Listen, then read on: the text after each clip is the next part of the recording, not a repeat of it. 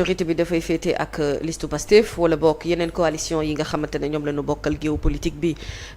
dinañu réussir à porter ballottage en tout cas ci li nga xam ne moom mooy législative yi on verra moom maa ngi ñëw ci yow le temps juste ma dellu ci Ngoné parce que sànq yow laal nga ci FMI bi moo tax mu bëggoon a am avis wu Ngoné Diab j'ai vu le journal Le Témoin mu def benn titre pour man ki bu pertinent parce que Témoin dafa ne FMI dafa conforter Sonko waaye dafa désavouer l'ancien président de la République ndax bu ñu fàtte ne bërki démb rek la fi président Sall ou ex-président Sall wax ne dafa bàyyi les signaux au vert au-delà même de la contradiction ou plutôt ni mu contredire yenn leader politique yu mel ni Bougane Gueye Dany nga xam ne danoo waxoon ne FMI leneen la wax finalement le Fonds monétaire international jox na dëgg Ousmane Sonko waaye dafa mel ni waxaale na itam ex-président Sall ne ko attention au contraire situation bi nga bàyyee Sénégal situation économique bu catastrophique la contrairement à ce que li ñuy wax naan tous les signaux sont au vert. FMI dafa leen wax ne yéen ñëpp li ngeen wax du ay dëgg ay kàcc la da ngeen di naaf. léegi ñoom fépp fu ñu toogoon wax fa ne dëkk bi dafa nekkoon ci situation bu vert dañ fa wax delluwaat ne FMI nee na li ñu doon wax du dëgg commençant par ñoom ñi nga xam ne ñu ngi insister di jël seen une di dëggal seen bopp ci li nga xam ne nekkul woon dëgg. équipe FMI nga xam ne envoyé lañu Sénégal pour ñu discuter mooy conclusion préliminaire du rapport de l'inspection générale des finances xam nga mooy bi ñu fi gars yi commencé wax ma ne la rapport bi waa IGF ñoo ko def muy ay agents de l'État ay agents yu assermentés. du Ousmane Sonko moo def rapport bi du yow yaa def rapport bi du le président moo def rapport bi waa IGF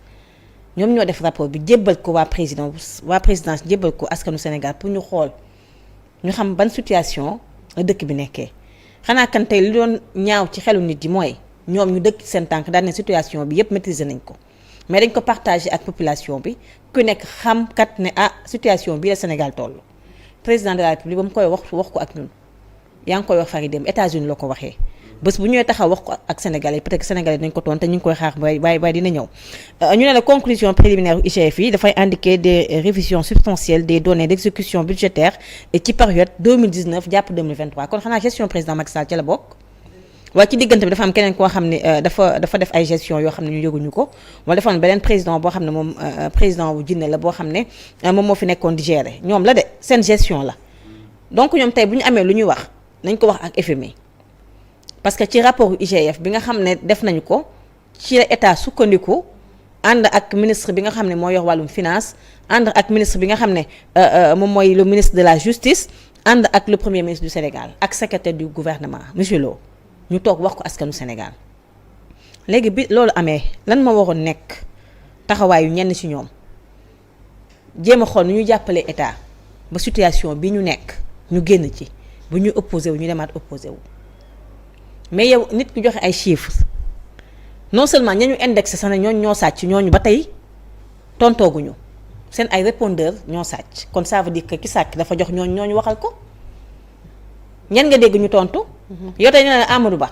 wax la Abdoulaye Daouda Diallo ñoom tontuwuñu benn yoon. am sax dafa waxoon day wax dem nouvelle responsabilité. waaw moom tamit c'est vrai annoncé woon na fi benn conférence de presse. waaw moom fan la mujjee bu dee yor ngeen ay chargé de communication ngeen wax ak ñoom nekk ñu ngi koy xaar dañoo bëgg xam moo mu wax. nouvelle responsabilité de war naa wax de wax dëgg yàlla. ma d'accord léegi waxul man ci moom laa gis leader politique buy politique te yow doo wax dañ lay waxal. voilà d'accord léegi ñi ko doon waxal ñoom ban intérêt lañu am pour waxal ko kon ça veut dire que xam nga dem Ousmane Sonko mu ngi koy wax ci tabaxal bi di wax naan ñi nga xam ne leen di fay pour ñu wax kon ça veut dire que mën nga jàpp ne am na ñoo xam ne leen di fay pour ñu wax ñoom ñooy ay avocat wu ñi nga xam ne dañoo leen tuumaal parce que tey mënu moo concevoir état bu Sénégal taxaw wax ay chiffres yow laale woo taqe woo chiffres yooyu yow bokkoo ci doxaloo état léegi yow après yow nga ne déet premier ministre kat li mu wax man maay génn man maa koy tontu man maay wax chiffres yi baaxul ak man maa dafa juum lan mooy objectif bi kon xel warul tey kon bu fekkee dañoo tuumaal ne tey mi ngi mel ne tey ñu ne mami daa def lii rek ma génn di la défendre de kon ça veut dire que li nga def yëg naa ko loolu muy benn poog waaye léegi moom ci note bi nga xam ne daal dinañ koy joxe Fonds monétaire international dafay informé ne mission bi nga xam ne Edouard moo ko dirigé séjourné fii nga xam ne moom mooy ci Sénégal ci période 9 ba 16 octobre gii ñu passé ngir discuter ci conclusion préliminaire bu rapport de l'inspection générale des finances muy IGF sur les finances publiques yu couvrir wax naa la ko sànq 2019 jàpp 2024 ainsi que ay perspectives budgétaires li nga xam ne moom moo desandi ci at mi ñu nekk mission bi dafa doon viser ñu commencer évaluer implication waaye itam révision wu données résultats rapport bi nga xam ne joxe nañ ko keroog waaye itam le programme en cours soutenu par les accords de la facilité élargie de crédit muy FEC ak mécanisme élargi du crédit ak facilité pour la résilience et la durabilité donc ñu approuvé que par le conseil d'administration bu FMI le 26 juin 2023 loolu moo jóge ci communiqué bu FMI bi ñu ne la personnel yu FMI ñu ngi félicité rapport bi jóge ci IGF yaa ngi dégg bu baax sur les finances publiques et l'engagement du gouvernement en faveur d'une gouvernance solide de la transparence budgétaire waa FMI ñooy wax de ba tey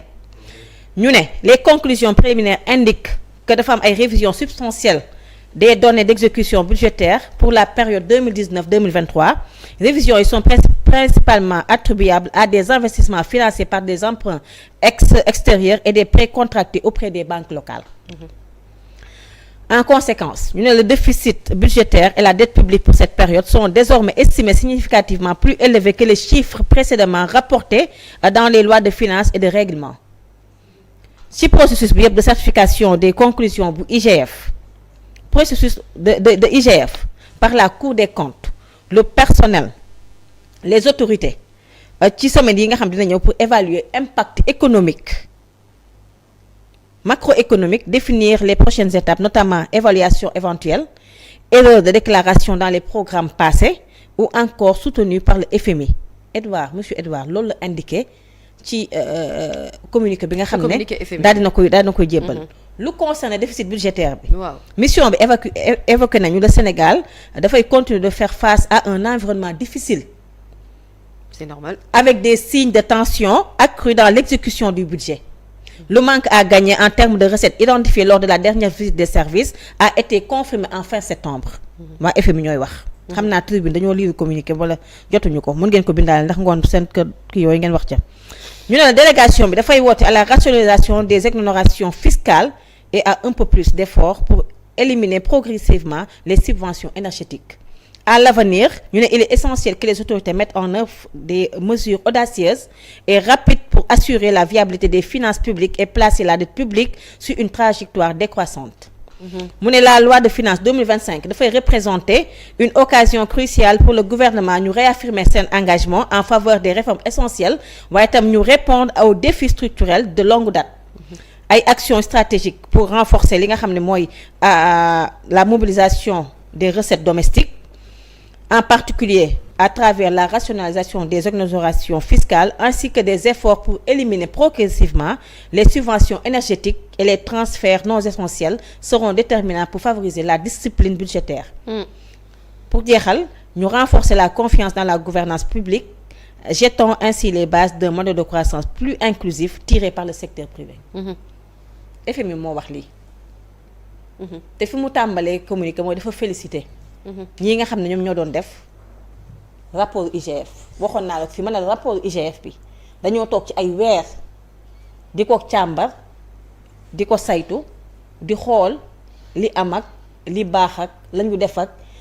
muy inspection générale des finances ay agents yu assermentés yoo xam ne seen wax kenn waru ko dindi ñoom ñoo bind seen rapport jébbal ko njiitu réew mi jébbal ko premier ministre nekk ak ay services am notamment ñi nga xam ne toog na ak ñoom ca primature waxtaan ak ñu wax jébbal ko askanu Sénégal muy une première fois ci histoire bu Sénégal musta am wax li nga xam ne noonu la ñu fekkee Sénégal yéen ngeen di xataraay c'est quoi le projet li waa ji naan où est la logique dans tout ça la logique mooy ñaara mën a am ci logique bi soit yow ki sàcc da nga xam ne bu ñu ko jàppee yow war nga cee mën a bokk soit ki sàcc ba mu sàccee la mu sàcc dafa ci compal ne la am moo tax nga nekk conseiller en communication am moo tax nga nekk ne yow yaa koy répondral waaye li gënoon a rafet ak li Sénégalais di xaar moom premier ministre dafa am ay tur yoo xam ne dafa leen a tudd ñooñu nag la ñuy war a xaar ñoom ñu taxaw ak askanu Sénégal wax d'ici loolu ma daanal foofu élection législative yaa ngi ñëw bu ñu amee majorité assemblée nationale andiwaat haute cour de justice képp koo xam tudd nga la ci da nga dem léegi nag bu ñu leen woowee ca haute cour de justice ba ñu war a saytu war a leeral ku nekk sa degré d'implication fu mu ci toll fu waaye toogoon na nga fa toogaat ne defuñu dara très bien te leneen li sax mooy moomoo au-delà de jàngat bi nga xamante ne moom la Ngoné def léegi nii ci FMI conclusion yi ñu tiré ñu rangé wu presque en droite ligne ak li nga xam ne moom le premier ministre Ousmane Sonko waxoon te nee nañu leen sax nañu xaar sax publication rapport Cour des comptes bi pour coow li sax gën a mën a ndar képp mu mën a jeex benn yoon une bonne fois pour toutes mais on a compris et on gis nañu également avis bi ci FMI def finalement ça ne porte plus à débat mais man j'ai un souci aujourd'hui les leaders de l'opposition ñi nga xamante ne dañoo jafandiku woon ci sortie bi premier ministre defoon annoncé woon li nga xamante ne moom mooy chiffres yi ñu fekk ci état bi te mu amoon junj yu ko jiitu woon on a vu une série d'attaques boo xam ne demul sax finalement ci li mu publier mais sur la personne de Ousmane Sonko maintenant que le FMI ñëw na daanaka dëggal kaddu yi premier ministre waxoon finalement cette opposition là est-ce que amati nañu argumentaire bi war pour convaincre ce peuple bu fekkonte ne bokkoon na ci seen arme yi ñu bëggoon a yóbbaale ci législative yi mooy ne wax ne askan plutôt ce gouvernement là dafa ñëw pour donner une mauvaise communication ou une fausse information par rapport ak li ñu fi fekkoon finalement est-ce qu'ils n'ont pas perdu leur arme de guerre wala bataille bi nga xamante ne moom la ñu bëggoon a remporter en termes de communication ci wàllu woowu